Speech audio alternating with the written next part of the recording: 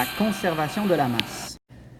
Donc, bonjour à tous. Aujourd'hui, nous parlerons conservation de la masse. Et avant toute chose, j'attire votre attention sur le fait qu'il y a toujours conservation du nombre d'atomes. Donc, on ne va pas créer, on ne va pas diviser des atomes. Donc, si on a 2H2, donc 1, 2, 3, on a 4 hydrogènes du côté de nos réactifs, mais nous aurons également nos 4 hydrogènes de l'autre côté. Donc, la fameuse phrase « rien ne se perd, rien ne se crée, tout se transforme » s'applique pour les équations chimiques. Et donc, comme rien ne se perd, rien ne se crée, nous aurons une conservation de la masse. Ce qui veut dire que si nous avons initialement 80 grammes de réactifs, nous aurons également nos 80 grammes de produits. Et ça va nous aider dans plusieurs problèmes que nous verrons plus tard.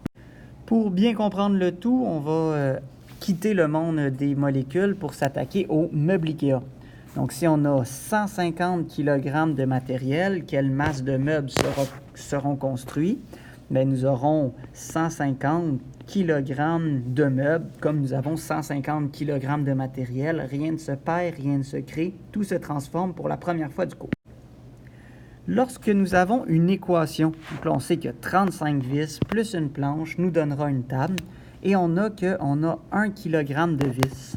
Mais nous, ce que nous avons, c'est la masse totale des vis. Et c'est pas intéressant de savoir que ça nous en prend 35. Ce qui est important de savoir, c'est que ces 35 vis-là nous pèsent 1 kg. Et donc, on ajoute nos 100 kg de planche et on ajoute nos 49 kg de pâte. Encore là, c'est pas important de savoir que nous avons 4 pâtes. Ce qui est important, c'est de savoir qu'il y a 4 pâtes ensemble, ça pèse 49 kg. Donc, nous savons que nous aurons encore nos 150 kg de meubles qui seront construits. Et donc, si nous retournons avec la conservation de la masse, on remarque que pour les conservations de la masse, on ne considère pas les coefficients. Et donc, les coefficients ne nous intéressent pas. Si nous avons 1 g de H2 et nous avons 8 g de O2, nous aurons donc 9 g d'H2O sans considérer les coefficients et c'est ça le concept clé du cours.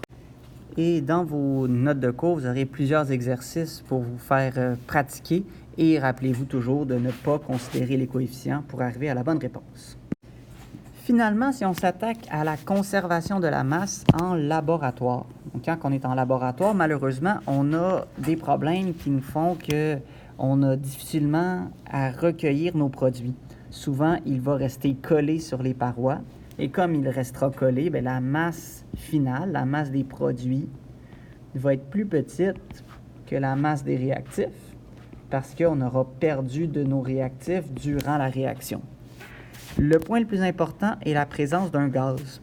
Lorsqu'on a un gaz, il a une masse. Les gaz ont une masse. Cependant, on ne peut pas le mesurer avec la balance. Ça nous donne une impression que la conservation de la masse n'est pas respectée, mais malgré tout, elle est respectée. C'est juste qu'on ne peut pas la voir en laboratoire. Pour ça, je vous montre deux petits exemples. Donc, s'il y a libération d'un gaz, donc dans une bière, on a le CO2 qui est dissous dans l'eau et tranquillement, les bulles vont remonter à la surface pour s'échapper dans l'air. En s'échappant dans l'air, le CO2 devient gazeux. Et donc, la masse de ma bière, plus le temps avance, elle va diminuer parce que mon gaz s'échappe et donc le CO2 s'échappera dans l'air, diminuera la masse qu'on peut lire sur une balance. Dans les faits, la conservation, elle est respectée. C'est juste que les CO2, les gaz qui sont échappés, ne sont pas lisibles sur la balance. Si on parle de la condensation sur un verre d'eau, et là ici, on a notre verre d'eau qui a de l'eau qui est du H2O gazeux qui est présentement dans l'air.